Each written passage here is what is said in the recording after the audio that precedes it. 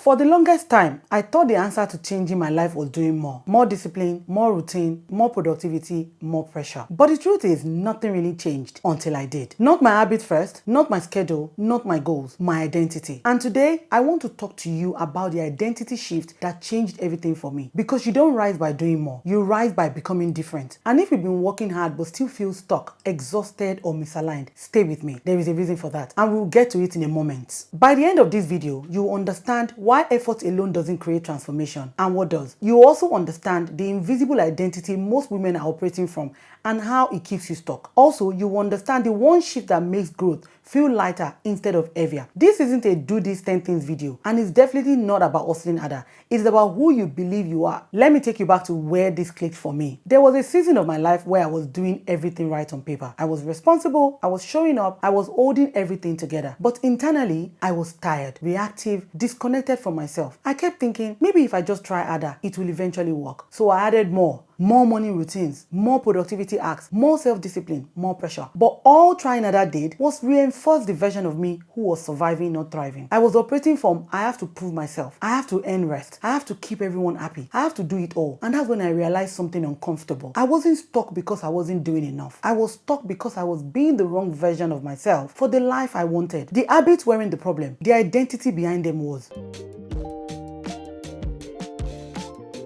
Most people try to change their lives like this. They go from new goals to new habits to new life. They think, if I just do these things consistently, my life will change. But real transformation works in reverse. It starts with new identity, new standards, new habits, then a new life. Let me explain what I mean. Your behavior will always bow to who you believe you are. If you see yourself as someone who copes, you create survival strategies, not abundance. If you see yourself as someone who endures, you will tolerate what you should transform. If you see yourself as someone who waits for things to improve, you'll be passive, not powerful. Therefore, no amount of planners, routines, or motivation will ever save you, because you're executing strategies from a survival identity. And survival identities create survival results. Not freedom, not peace, not growth, just more coping. Here is what changed for me. I stopped trying to fix my habit first. I asked, who do I need to become for this new life to be natural? Not what routine shall I follow, but what identity do I have to take on that will create this result without force. For example, an old identity could be, I'm someone who struggles with discipline, while a new identity will be, I'm someone who honors my commitment to myself.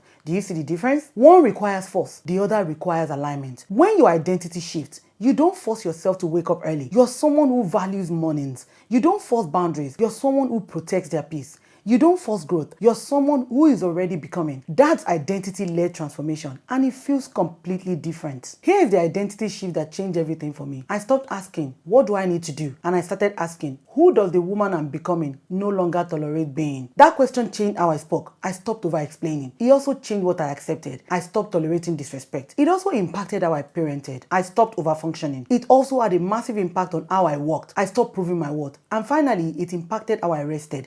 I stopped earning permission to rest, because identity set boundaries, not just goals. And once that clicked, my life didn't just require more force. It required more alignment.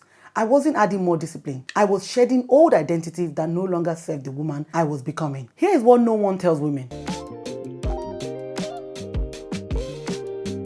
Doing more often becomes a way to avoid becoming different. Let me explain. Becoming different means disappointing people because they like the old you better. It also means being misunderstood. You start hearing people say you've changed. It also means letting go of familiar roles. You stop being the fixer, the peacekeeper, the martyr. It also means that you're grieving old version of yourself, saying goodbye to who you were. So instead of becoming different, we stay busy. We add more habits, we add more routines, more pressure, because changing what you do feels safer than changing who you are. But here is the truth. Effort without identity change leads to burnout, not elevation. You can have the perfect morning routine while operating from a depleted identity. You can have all the goals while still believing you are not worthy of them. The doing doesn't change you, the being does. If you feel stuck, try this instead of adding another habit. Ask yourself these 3 identity shifting questions. Question 1. What version of me keeps creating this cycle? Be honest. Is it the version who needs external validation?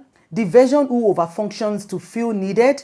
The version who stays small to keep the peace? The version who waits for permission? You can't shift what you won't name. So name the identity that is running the show of your life right now. Not to shame it, but to see it clearly so you can take the next right steps. Question 2. Who would I need to be for this to feel natural? Not what do I need to do, but who does this naturally?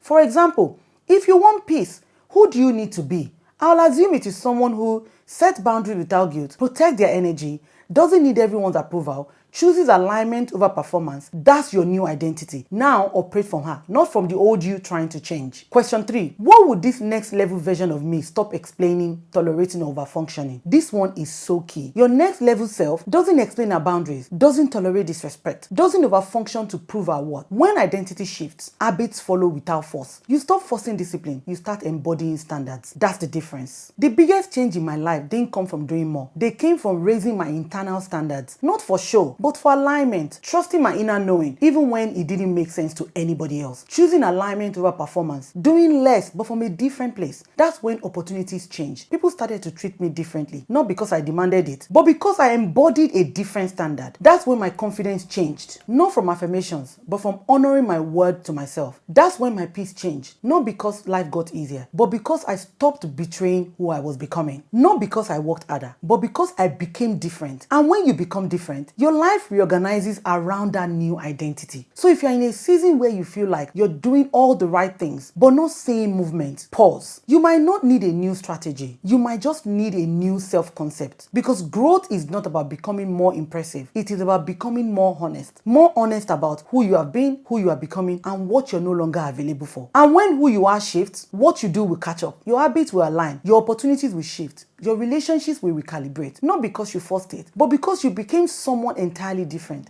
And that changes everything. If this resonated, it's probably because something in you is ready to change. Not your workload, but your identity. So here's my question for you. Who is the woman you are becoming? Describe her in one sentence in the comments. Not who you have been, not who you think you should be, who you are actually becoming. Let's speak it into existence together. And if you're ready for more conversations about identity, transformation, and becoming the version of yourself that creates the life you want, hit that subscribe button and turn on notifications so that whenever I put up a new video, you'll be the first to know. I am at Gregory-jonah on all social media platforms. Hit the follow button and let's connect. Until next time, thank you for being here. I'll see you in the next one.